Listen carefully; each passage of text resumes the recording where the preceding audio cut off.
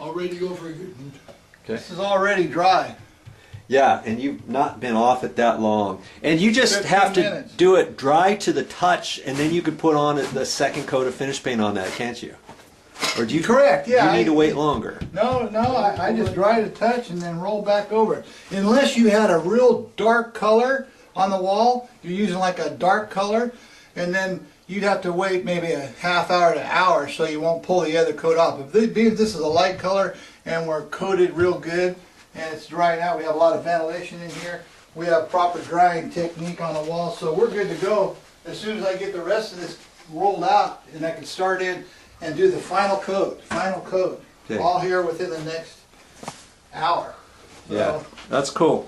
yeah, We've been here this morning, and Jim put one coat of primer on everything, and he's got 2 coats of finished paint on the ceiling, and he's already done the walls, and he's got the finish coat going on right now, and one more after this. So he's doing this whole little kitchen area.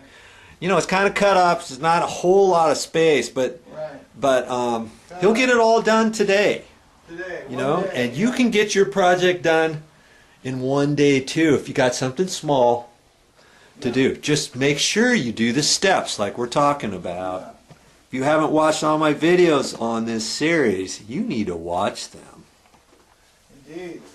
You've got different steps to do things. It's all in the process, Jimmy? Yeah, if you skip a step, then you're in, like if you don't get the wall sealed, you're not going to have good coverage. You're going to have holidays, you're going to have what they call is flash, like not shiny here, dull here.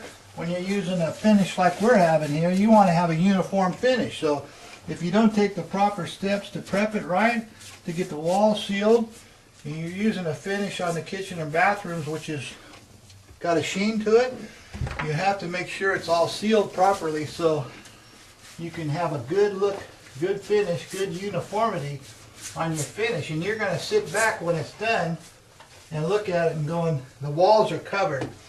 I see no holidays.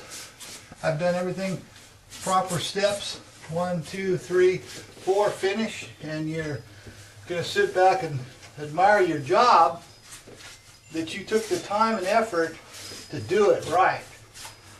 And why not? It's your home. Amen, brother. Why not? Why not? You might as well do it.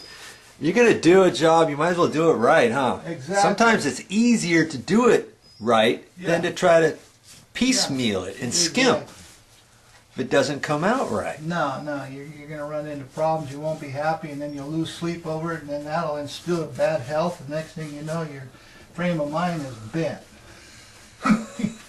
Jeez. Because you haven't done something. You made a good point there.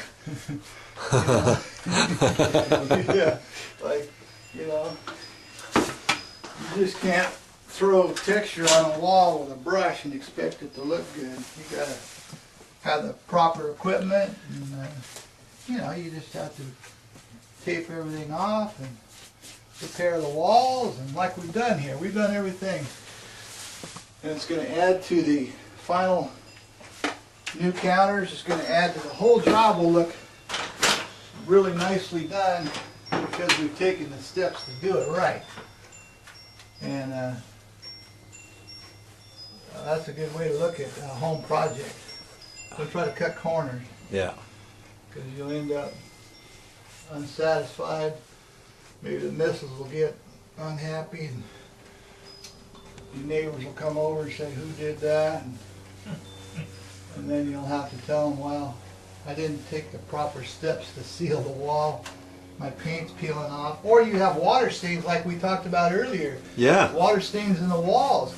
Say we went through all this process and we didn't seal those water stains with a good primer, sealer, stain killer, and here you are, spent all this time, and you got stains bleeding through because you skipped the process. Yeah. You skipped one of the steps.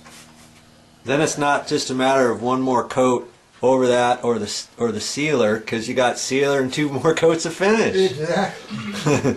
So, you know, if there's an issue, if you question anything about a stain, seal it.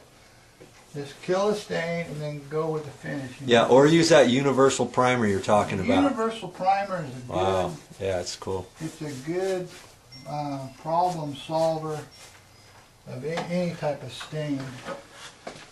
And like I say, you can use it on the inside and outside. So I'm going to get my little roller and get the edges there. Over here it is. Here's my...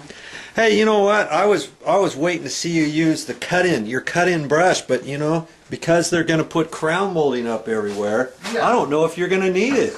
Yeah, probably not. Like if I was going to cut it in and we weren't going to do crown, I'd use a real stiff angle 2.5-inch brush, and it cuts a nice line. Hey, do you have that brush handy? Oh, I do You could have just it right show me that would be, what you're talking about. that would be a good angle brush. An angle. And here's a good example. Here's a brush that's got a soft brush fibers. Yeah. They're soft, you can see. And then you got one that's stiffer. Yeah. So when you're cutting a line, say, like I'm up here, if we're going to do crown, I'd be up on the ladder and I could just let the brush flow right along the edge line. And let the brush fibers, because it's stiff. See, this you can't get very, it's too soft, but this is for like trim to brush up. But when you're cutting a line, a nice stiff, they make different textured brushes. Stiff, soft, firm. So you can cut a nice line. And you can cut that line and not even have to tape it. So is that your size that you generally use? What is that? An inch and a half, This is 2 an inch? inch and a half. I'd use a 2-inch. Probably doing that up there, a 2-inch. This is a 2.5.